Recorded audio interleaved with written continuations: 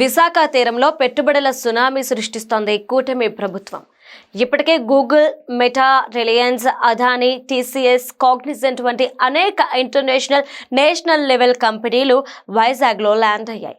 ఇదే ఊపులో కంప్యూటర్ ప్రాసెసర్లు తయారు చేసే ఇంటెల్ కంపెనీని ఏపీకి తీసుకొచ్చేందుకు ప్రయత్నిస్తున్నారు మంత్రి నారా లోకేష్. అమెరికా పర్యటనలో ఉన్న Lokesh Intel global IT chief technology officer శేషకృష్ణరావును కలిశారు.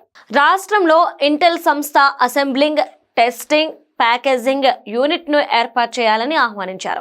విశాఖపట్నం టు చెన్నై ఇండస్ట్రియల్ కారిడార్లో విస్తరించిన సెమీకండక్టర్ పరిశ్రమలు ఇంటెల్ యూనిట్ కి అవసరమైన అన్ని పరికరాలను సప్లై చేస్తాయని చెప్పారు. ఇంటెల్ చిప్స్ ప్లాంట్ కి తోడుగా అమరావతిలో ఏఐ రీసెర్చ్ సెంటర్ ఏర్పాటు గురించి ఇంటెల్ ఉన్నతాధికారులతో మంత్రి లోకేష్ చర్చలు జరిపారు. అమరావతిలో క్వాంటమ్ కంప్యూటర్లు వస్తున్నాయి.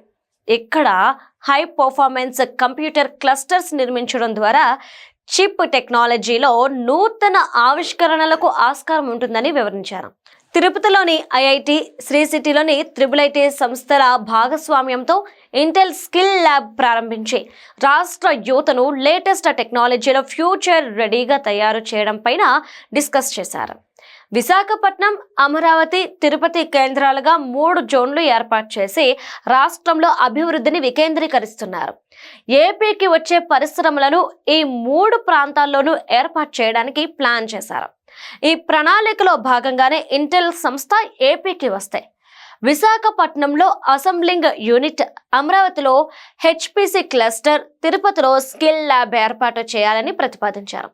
ఇంటెల్ సంస్థ ఏపీకి వస్తే సెమీకండక్టర్ రంగంలో రాష్ట్రం కీలక మైలురాయిని చేరుకుంటుందని చెప్పొచ్చు.